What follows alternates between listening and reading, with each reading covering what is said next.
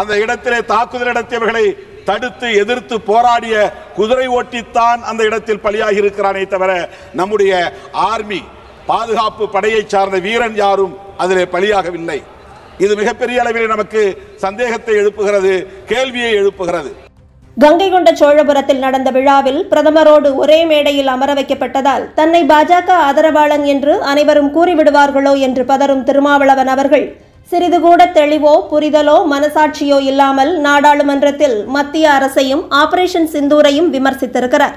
நமது நாட்டின் பாதுகாப்புத்துறை மற்றும் உள்துறை சரியாக இருந்திருந்தால் பெஹல்காம் தாக்குதலே நடந்திருக்காது என்றும் நிர்வாக தோல்வியால் பயங்கரவாத தாக்குதல் நடப்பதை அனுமதித்துவிட்டு தற்போது எதிர்த்தாக்குதல் நடத்திவிட்டோம் என பெருமிதம் கொள்வதில் எந்த பெருமையும் இல்லை என்று கூறி தனது கருப்பு மனதின் வன்மத்தை கொட்டியிருக்கிறார். தாக்குதலில் கொல்லப்பட்டவர்களுக்கு அரசு என்ன உதவி செய்தது என்று இன்னும் தெரியவில்லை எனவும் கூறிய திருமாவளவன் அவர்கள் காஷ்மீரில் சட்டப்பிரிவு 370 நீக்கிவிட்டால் அனைத்து பிரச்சனைகளும் சரியாகிவிடும் என்று அரசு உறுதியளித்த நிலையில்தான் இந்த பயங்கரவாதம் நடந்தது என்றும் கூறியிருக்கிறார். இது மட்டுமல்லாமல் ரஃபேல் விமானம் சுட்டு வீழ்த்தப்பட்டது உண்மையானால் அந்த ஊழல் குறித்து விசாரிக்க வேண்டும், அமெரிக்காவில் சட்டவிரோதமாக குடியேறி இருந்த இந்தியர்களை இங்கு விலங்கிட்டு அழைத்து வந்ததை இந்தியா கண்டிக்கவில்லை என்றும் பக்கம் பக்கமாக தனது பொறாமை எண்ணத்தையும் அறிவு குறைவையும் தெளிவாக வெளிப்படுத்தி இருக்கிறார். எல்லாவற்றிற்கும் மேலாக மிகவும் கீழ்த்தரமான முறையில் பெஹல்காம் தாக்குதலில் ஒரு குதிரை ஓட்டிதான் உயிரிழந்தாரே தவிர பாதுகாப்பு படை வீரர்கள் பலரும் உயிரிழக்கவில்லை. அங்கு உண்மையில் பாதுகாப்பு கொடுக்கப்பட்டதா என்றே தெரியவில்லை எனவும் உளறி கொட்டி இருக்கிறார்.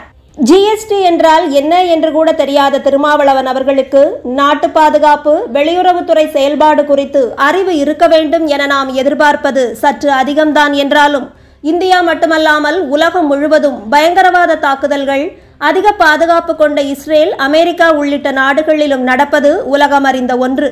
அப்படிப்பட்ட தீவிரவாதிகளை ஆதரிக்கும் இயக்கங்களை இங்கு ஊக்குவித்து வாக்கு வங்கி அரசியல் செய்யும் திருமாவுக்கு மத்திய அரசை குறை சொல்வதற்கு 1% கூட தகுதி இருக்கிறதா என சுய பரிசோதனை செய்ய வேண்டும். தினம் தினம் சட்டம் ஒழுங்கு சீரழியும் தமிழ்நாட்டில் பிரச்சனைகள் வரும் முன் காப்பதற்கு திமுக முயற்சி எடுக்காததை பற்றி இந்த உத்தமர் வாய் திறந்து பேசியிருப்பாரா? குறைந்தபட்சம் எனக்கு பிளாஸ்டிக் சேர் தரக்கூடாது என்று சொல்லவாவது அந்த நாக்கிற்கு தைரியம் இருக்கிறதா என்பது நமது கேள்வி. ஆபரேஷன் சிந்தூர் குறித்து உலக நாடுகளும் இந்திய மக்களும் பெருமிதம் கொண்டிருக்கிறோம்.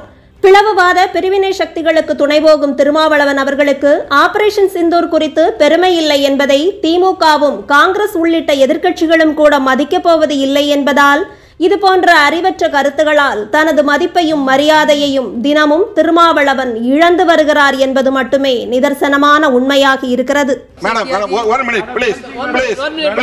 அந்த இடத்திலே தாக்குதல் நடத்தியவர்களை தடுத்து எதிர்த்து போராடிய குதிரை ஓட்டித்தான் அந்த இடத்தில் பலியாகி இருக்கிறானே தவிர நம்முடைய ஆர்மி பாதுகாப்பு படையை சார்ந்த வீரன் யாரும் அதிலே பலியாகவில்லை. இது மிகப்பெரிய அளவில் நமக்கு சந்தேகத்தை எழுப்புகிறது, கேள்வியை எழுப்புகிறது. ஆகவே காஷ்மீர் தொடர்பாக இந்த அரசு எடுத்த நிலைப்பாடு படுதோல்வி அடைந்திருக்கிறது. அரசமைப்பு சட்டம் உறுப்பு எண் 370 நீக்கப்பட்டது படுதோல்வி அடைந்திருக்கிறது என்பதை ஒப்புக்கொண்டு காஷ்மீர் ஜம்மு மாநிலத்திற்கு மீண்டும் மாநில அந்தஸ்தை வழங்க வேண்டும் என்று அரசுக்கு நான் வேண்டுகோள் விடுக்க கடமைப்பட்டிருக்கிறேன். இந்த பயங்கரவாத தாக்குதலால் இப்போது சுற்றுலா அங்கே பாதிக்கப்பட்டிருக்கிறது. சுற்றுலா மூலம் மட்டுமே பெரும்பான்மையான வருமானத்தை கொண்டிருக்கிற மாநிலம் ஜம்மு காஷ்மீர். இன்றைக்கு அதனால் ஏற்பட்டிருக்கிற பாதிப்பை ஈடு செய்யும் வகையில் நம்முடைய மைய அரசு, ஒன்றிய அரசு சிறப்பு பொருளாதார உதவியை ஜம்மு காஷ்மீர் மாநிலங்களுக்கு வழங்க வேண்டும், மாநிலத்திற்கு வழங்க வேண்டும் என்று கேட்டுக்கொள்கிறேன். 2023-2024 ஆண்டிய டிஃபென்ஸ் ஸ்டாண்டிங் கமிட்டி அந்த நிலைக்குழு இது தொடர்பான ஆய்வை செய்து விமானப்படையில் போதிய விமானங்கள் இல்லை, விமானப்படை மேலும் நவீனமயப்படுத்தப்பட வேண்டும், இன்னும் பைலட்டுகள் விமான ஓட்டிகளின் எண்ணிக்கையை பெருக்க வேண்டும் போன்ற பரிந்துரைகளை வழங்கியது. ஆனால் இதுவரையில் அது குறித்து அரசு எந்த முயற்சியையும் மேற்கொள்ளவில்லை. ரஃபேல் விமானம் சுட்டு வீழ்த்தப்பட்டதாக பாகிஸ்தான் கூறுகிறது. நாம் சொல்லுகிறோம் அவர்களை துல்லியமாக தாக்கினோம், அந்த பயங்கரவாதிகளின் பதுங்கு முகாம்களை அழித்தோம் என்றெல்லாம் பெருமை பொங்க சொல்லுகிறோம். பாகிஸ்தான் அரசும் அப்படித்தான் சொல்லுகிறது. ஸ்ரீநகர், ஜம்மு, பூஜ் பத்திண்டா போன்ற பல பகுதிகளை சுட்டிக்காட்டி இங்கெல்லாம் நாங்கள் தாக்குதல் நடத்தியிருக்கிறோம், ரஃபேல் விமானங்கள் 2 விமானங்களை சுட்டு வீழ்த்தியிருக்கிறோம் என்று சொல்லுகிறார்கள். இது எது உண்மை என்பது நமக்கு தெரியவில்லை, பொதுமக்களுக்கு புரியவில்லை. ரஃபேல் விமானங்கள் சுட்டு வீழ்த்தப்பட்டது உண்மையாக இருந்தால் அந்த விமான தொடர்பாக நடந்த ஊழல் குறித்த விசாரணை தேவைப்படுகிறது. ரஷ்யாவை மட்டுமே ராணுவ தளவாடங்களுக்கு நம்பியிருப்பதை அரசு கைவிட வேண்டும். இன்னும் பல நம்பிக்கைக்குரிய நாடுகளோடு ஒப்பந்தம் போட்டுக்கொண்டு அந்த ட்ரோன் போன்ற தொழில்நுட்பத்தை மேம்படுத்துவதற்கு, விமானங்களின் எண்ணிக்கையை உயர்த்துவதற்கு அரசு முன்வர வேண்டும் என்று கேட்டுக்கொள்கிறேன். சர்வதேச அரங்கில் இந்திய தேசத்தின் நன்மதிப்பு பாதிக்கப்பட்டிருக்கிறது. இந்த விவகாரத்தில் பெஹல்காம் பயங்கரவாத தாக்குதலை எத்தனை நாடுகள் கண்டித்திருக்கின்றன? அமெரிக்க அரசின் நிலைப்பாடு என்ன? அந்த நாட்டின் ராணுவ அதிகாரியை அழைத்து அவர் விருந்து கொடுக்கிறார். அதற்கு என்ன பொருள்? இந்தியா எங்களுக்கு ஒரு பொருட்டு இல்லை என்று ட்ரம்ப் வெளிப்படையாக சொல்லுகிறார். இந்த போரை நான் தான் நிறுத்தினேன், இந்திய அரசு நிறுத்தவில்லை என்று சொல்லுகிறார். நம்முடைய இறையாண்மையை கேள்விக்குள்ளாக்கக்கூடிய அமெரிக்க அரசை எதிர்த்து நாம் என்ன நிலைப்பாட்டை எடுத்திருக்கிறோம்?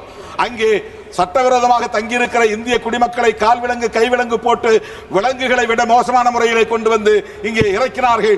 ஒரு வார்த்தை அமெரிக்காவை நாம் கண்டிக்கவில்லை. ஆக நம்முடைய அரசின் வெளியுறவு கொள்கை எந்த அளவுக்கு இருக்கிறது என்பது வெளிப்படுகிறது. அது மட்டுமில்லாமல் ஒன்றை சொல்லி நான் முடிக்க விரும்புகிறேன். வெளியுறவு கொள்கையில் நமக்கு பெரும் தோல்வி அடைந்திருப்பதைப் போல உள்நாட்டில் நாம் மக்கள் ஒற்றுமை குறித்து கவலைப்படாமல் இருக்கிறோம். இங்கே மதவாத அடிப்படையில் முஸ்லிம் வெறுப்பையும் கிறிஸ்தவ வெறுப்பையும் நாளுக்கு நாள் அதிகரிக்க செய்கிறோம். நம்மிடையே ஒற்றுமை இல்லை என்பது சர்வதேச அரங்கில் தெரிகிறது.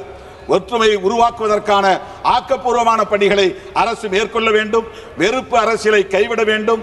குறிப்பாக முஸ்லிம்களுக்கு எதிரான வெறுப்பு அரசியலை அடையாளப்படுத்தக்கூடிய வகையில் துருக்கிக்கு எதிரான நடவடிக்கை இந்த அரசு மேற்கொள்கிறது. சீனாவுக்கு எதிரான நடவடிக்கை மேற்கொள்ளவில்லை. இது முஸ்லிம் வெறுப்பை வெளிவிவகார கொள்கையிலும் நாம் உட்படுத்துகிறோம் என்பதை காட்டுகிறது. எனவே மதவாத அரசியலும் நம்முடைய தேசத்தின் பாதுகாப்புக்கு மிகப்பெரிய அச்சுறுத்தலாக இருக்கிறது. இந்த வெறுப்பு அரசியலை அரசு கைவிட வேண்டும். உள்நாட்டு மக்களின் ஒற்றுமையை மேம்படுத்த வேண்டும்.